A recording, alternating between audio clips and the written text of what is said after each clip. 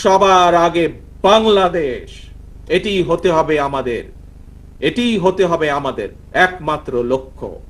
আভ্যন্তরীণ যুদ্ধে লিপ্ত মিয়ানমারের রাখাইনে মানবিক সাহায্য পৌঁছানোর জন্য বাংলাদেশকে করিডোর হিসাবে ব্যবহারের অনুমতি দেওয়ার ব্যাপারে অন্তর্বর্তীকালীন সরকার নাকি নীতিগতভাবে সিদ্ধান্ত নিয়েছে।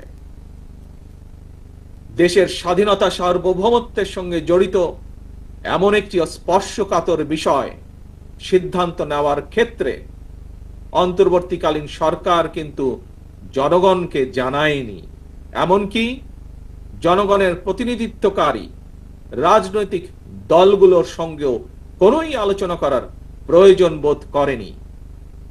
দেশের জনগণকে না জানিয়ে অন্তর্বর্তীকালীন সরকার এ ধরনের সিদ্ধান্ত নিতে পারে কিনা কিংবা নেওয়া উচিত কিনা এই মুহূর্তে সেই বিতর্ক আমি তুলতে চাই না।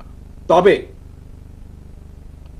দেশের স্বাধীনতা প্রিয় জনগণের কে মনে করে করিডোর, স্বাধীনতা প্রিয় জনগণ মনে করে করিডোর দেওয়া না দেওয়ার বিষয় সিদ্ধান্ত আসতে হবে জনগণের কাছ থেকে, সিদ্ধান্ত আসতে হবে জনগণের প্রত্যক্ষ ভোটে নির্বাচিত জাতীয় সংসদের মাধ্যমে।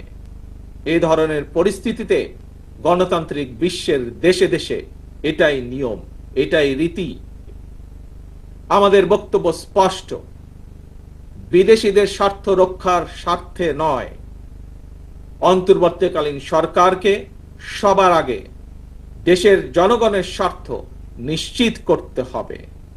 কারণ মিয়ানমার, ভারত, পাকিস্তান কিংবা অন্য কোনো দেশ নয়, সবার আগে বাংলাদেশ, এটিই হতে হবে আমাদের, এটিই হতে হবে আমাদের একমাত্র লক্ষ্য।